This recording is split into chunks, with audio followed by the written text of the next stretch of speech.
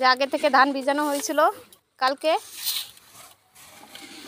এখন এই ধান সেদ্ধ করার জন্য এই টিনের মধ্যে দেওয়া হবে।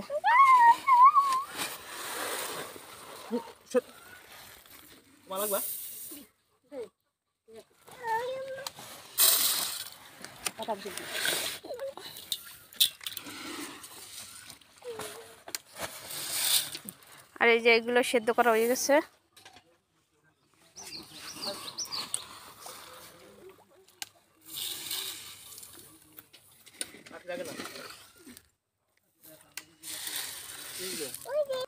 আমাদের এলাকায় এইভাবে ধান সেদ্ধ করা হয়। এভাবে একসাথে 2 থেকে 3 মণ ধান সেদ্ধ করা যায়।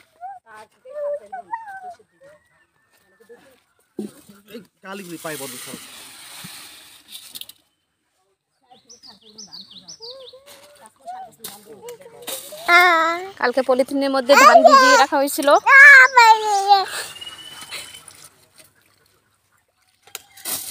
একদিনের মতন ধান ভিজিয়ে রাখা হয়, তারপরের দিন সকালবেলা এভাবে সেদ্ধ দেওয়া হয়।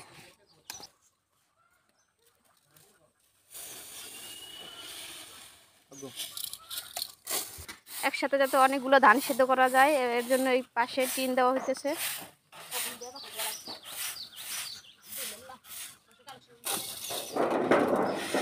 মনে করো 4 থেকে 5 মণ ধান সেদ্ধ করা যায় একসাথে।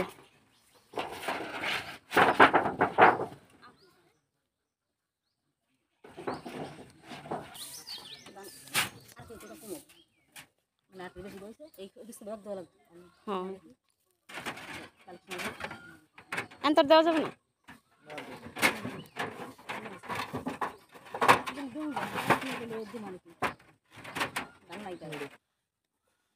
আমাদের বরিশালে এইভাবে ধান সিদ্ধ করে থাকি আমরা।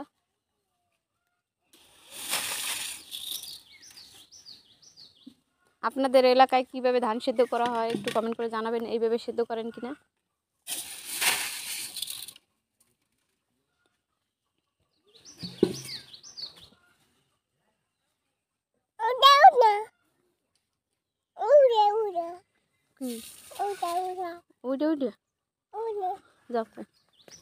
কি জানি দেখছে।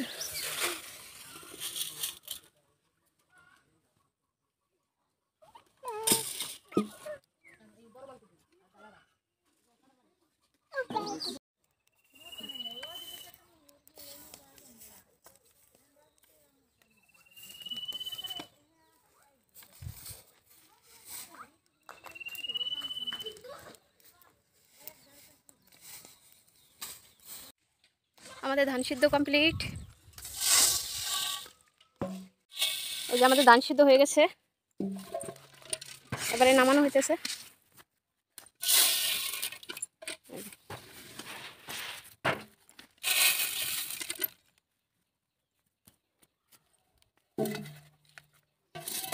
এই যে রোদ্রে শুকানো হইতেছে।